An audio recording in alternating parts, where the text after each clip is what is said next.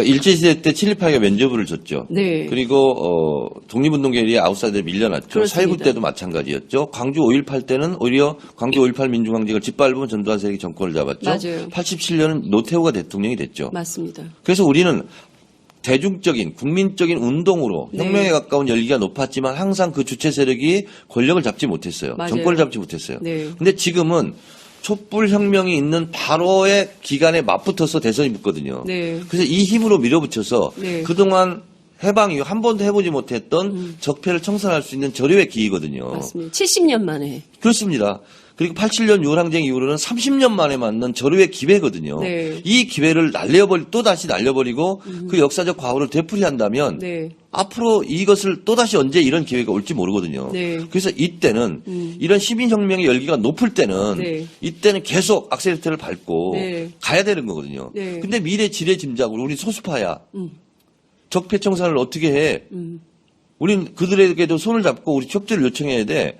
이런 자세는 저는 아니라고 보는 거예요. 시대 정신을 잘못 읽었다. 잘못 읽었죠. 시대 정신은 다른 거 필요 없습니다. 네. 형용사, 관용어 붙일 필요 없어요. 정권 교체, 민주정부 수립, 네. 적폐 청산. 네. 이게 시대 정신이에요. 네. 여기에 대해 시대 기초라는 말 할 필요도 없어요. 네. 대연정이라는 말 할 필요 없어요. 네. 이것이 촛불 민심이고 국민들의 여망이거든요. 의원님도 그렇지만 안희정 지사는 대표적인 386 운동권 정치인으로 알려져 있어요. 자, 산악의 영웅 박영석 대장이라고 있습니다. 네. 여기 상암동. 네, 네. 여기에 지금 기념관이 세우는데요. 네. 박영석 대장이 인류 역사상 가장 훌륭한 산악 그랜드슬램을 달성한 산악 영웅입니다. 네.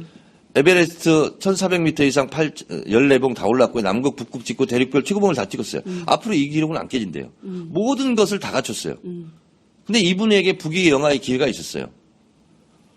텔레비전 광고, CF 광고 엄청 들어왔어요. 몇 억짜리가. 하나도 안 했습니다.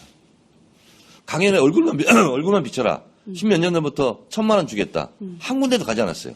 나중에 묻습니다. 왜 안 가냐. 그랬더니 뭐라고 얘기하냐면 박영석이란 이름은 나 박영석 혼자 쌓아올린 이름이 아니다. 나와 함께 산을 오르던 많은 수많은 대원들이 죽었다. 그 피값으로 써올린 이름이 박영석이다. 그렇기 때문에 나 혼자 이룩한 이름이 박영석이 아니기 때문에 그 박영석이란 이름은 나조차도 함부로 쓰면 안 된다. 그래서 사익을 취하는 일을 안 합니다. 자, 안희정 지사, 정청래, 문재인, 이재명 혼자 잘해서 여기까지 온 게 아닙니다. 수많은 민주열사들의 피, 희생, 헌신이 있어서 그런 과정이 있었기 때문에 본인이 도지사도 할 수 있고 국회의원도 할 수 있고 시장도 할 수 있는 거예요.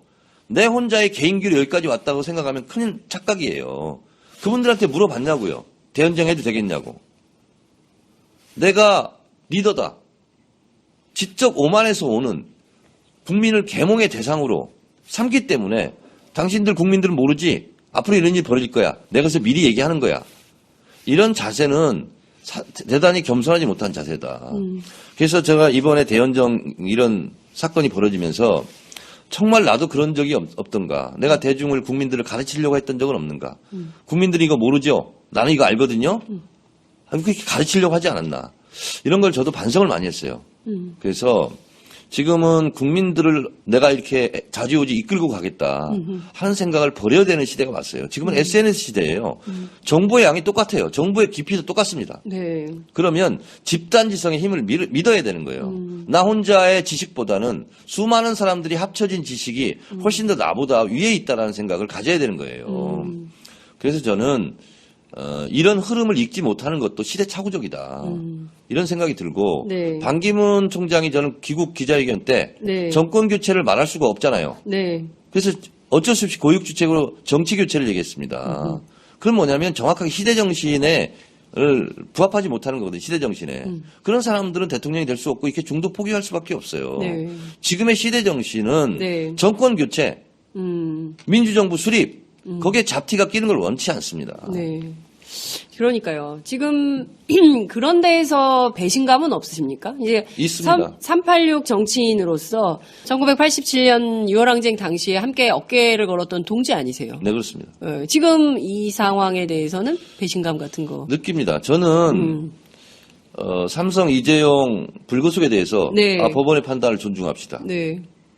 사드 배치 그거 어떻게 다시 고칩니까? 어쩔 수 없다. 어쩔 수 없다. 이런 말 할 때도 상당히 분노가 있었어요. 근데 저는 대선 후보로 나와서 뭐 표가 또 아쉬우니까 저렇게 얘기하겠지 하고 참아왔어요. 근데 대연정을 꺼내는 순간은 제가 아무리 정치적 손해가 있고 제 희생이 있다 할지라도 이건 아니다. 이거는 촛불을 들었던 국민들에게 너무나 큰 상처를 주는 것이다. 그래서 이것은 정의가 불의를 격퇴하는 차원에서 내가 말하지 않으면 내가 비겁한 사람이다. 나는 그런 생각을 했어요. 그래서 이것은 내가 누구를 선호하고 안 선호하고를 떠나서 네. 이걸 옳지 못하기 때문에 네. 제가 이것은 강력하게 말해야 되겠다. 그렇지 않다면 정청래가 정청래답지 않은 거다 하는 차원에서 제가 지금 말씀을 드리는 겁니다. 네. 그러니까 의원님이 비겁하지 않게 사니까 손해가 많아요. 네, 그렇습니다. 그리고 저보고 예, 또 무난하게 삼성할 수 있었는데. 무난하게 그냥 가만히 있어라. 네. 지금 그렇게 얘기해서 또 안희정 지지자들한테 또 욕먹는 거 아니냐. 저는 욕먹을 각오를 하고 얘기하는 거예요. 왜 옳지 못하기 때문에. 네. 욕먹을 각오, 미움받을 각오를 하고 할 말을 하는 네. 이 시대의 참 할 말인? 네. 그래서 정말 저는 다시 한번 말씀드리는데 안희정 지사께 강국하게 이 사과해야 돼요. 제가 안희정 지사가? 호소합니다. 사과하세요. 사과하세요. 그리고 어줍지 않게 난 협치를 얘기했다. 자꾸 이렇게 변명하지 마세요. 지금 대연정 얘기를 꺼낸 것은 내가 솔직히 표 욕심이 좀 있었다. 내가 잘못된 것 같다. 라고 솔직하게 저는 사과해 줬으면 좋겠고 그 판을 저는 깔아주기 위해서 제가 장문의 글을 또 썼던 거예요. 정청래 의원 말 들어보니까 내가 미처 생각하지 못한 부분이 있었다. 살피지 못한 지점이 있었다. 솔직히 이 부분은 내가 실언한 것 같다. 잘못한 것 같다. 저는 이렇게 깨끗하게 남자답게 사과해 줬으면 좋겠어요. 네. 안 그러면 저는 계속 이거 문제를 삼을 거예요. 근데 지금 말씀 주신 대로 안희정 지사는 협치 차원이었다. 그리고 중도보수 끌어안고 가지 않으면 대한민국 정치가 안 된다. 노무현 대통령 자꾸 말씀을 꺼내시는데 노무현 대통령 얘기를 하고 노무현 있죠. 대통령이 막판에 뭐라고 말씀하셨는지 알아요? 나는 내 생각만 하고 지지자들을 생각을 못했다. 네. 많은 지지자들과 국민께 상처를 줬다. 그 부분에 대해서 정중하게 사과한다. 이렇게 얘기한 바 있어요. 용기 있는. 네, 그렇습니다. 근데 왜 지금 대연정은 노무현 대통령의 꿈이었다. 노무현 대통령도 하려고 그랬고 노무현의 도전이었다. 네. 내가 노무현의 도전을 이어서 내가 지금 도전하고자 한다. 네. 그건 도전이 아니죠. 타협이죠. 타협이다. 그러니까 저는 그런 생각이 좀 드는 거예요. 그러니까 이게 지금 최순실 씨의 불법 재산을 찾다 보니까 박정희 전 대통령의 통치자금 얘기까지 나오는 거 아니겠어요? 그러니까 독일로 건너간 그 무수한 그 차명 계좌에 담겨 있는 그 재산이 최순실 씨가 유치원해가지고 됐을까? 그 얘기는 유경재단 조금 이따 하고요. 네. 이런 얘기를 마무리하겠습니다. 네. 제가 박지원 대표의 제3지대는 네, 네. 제2의 3당 야합이다. 계속 그렇습니다. 비판하고 하지 않았습니까? 예, 예. 그게 왜 그러냐면 네. 김무성과도 연대할 수 있다. 네. 국민의당의 정체성을 인정한다면 뭐 이렇게 얘기했거든요. 네. 근데 김무성은 박근혜 정권 탄생의 공동 정범이에요. 김무성. NLL 대화록을 무단으로 유출해가지고 왜곡해서 읽었던 사람이에요. 네. 그런 사람들과 손잡고 정권을 잡은들 그건 진정한 정권 교체가 아니고 정권 연장이다. 그렇기 때문에 내가 비판을 했거든요. 네. 근데 박지원 대표나 안희정 지사나 다를 게 뭐가 있냐고요 지금. 지금 박지원 대표나 안희정 지사나 똑같은 거다. 네, 다를 게 뭐가 있냐고요. 네. 저는 이런 부분에 대해서는 정말 분노합니다. 음. 죄송해요. 제가 이 참 겸손인이 분노해서. 아니, 참 분노인. 아니, 근데 저는 분노해야죠. 근데 그 말씀 주신 대로, 박지원 대표가 고소하지 않았나요? 고소했습니다. 지금 그 재판을 계류 중입니까? 경찰 조사 단계예요. 지금. 경찰 조사 단계. 제가 트위터 썼던 6개. 네. 그걸 제가 이제 어떤 건지 확인했는데. 네. 뭐 예를 들면 이런 거예요. 네. 박지원은 노태우다라는 트윗 제목이 있습니다. 근데 여기는 뭐냐면, 김대중 빼고 다 모여라. 했던 노태우의 역할처럼 문재인 빼고 다 모여라. 이렇게 하는 것이 김대중 대통령이 문화생인 박지원 대표가 할 일이냐. 네. 그건 아니다. 나는 제2의 3당 야합이라고 생각한다. 그걸 중단하라. 이거였어요. 근데 본인이 모욕감을 느꼈다는 거 아닙니까? 네. 그래서 모욕죄로 저를 고소했어요. 모욕죄? 네. 명예훼손이 아니고요? 모욕에 의한 뭐 명예훼손 이런 거죠. 그래서 모욕감을 느꼈으면 그런 일을 하지 마시라 이런 얘기예요. 그 문제와 관련해서 사과해라 이런 요구도 했습니까? 박지원 대표가? 저한테? 네. 그런 얘기를 한 적 없어요. 그냥 막바로 모욕죄로 네. 고발을 했어요? 네. 알겠습니다. 그러니까 법률 다시 다툼. 한번 말씀드리지만 저는 멈추지 않을 거예요. 대연장을 꺼낸 부분에 대해서 철회하거나 사과하지 않으면 네. 그거 할 때까지 저는 계속 할 거거든요. 네, 대연정 철회나 사과 없으면 할 때까지 끝까지 계속 요구할 거예요. 요구할 거다. 예, 이런 말씀 좀 주셨습니다.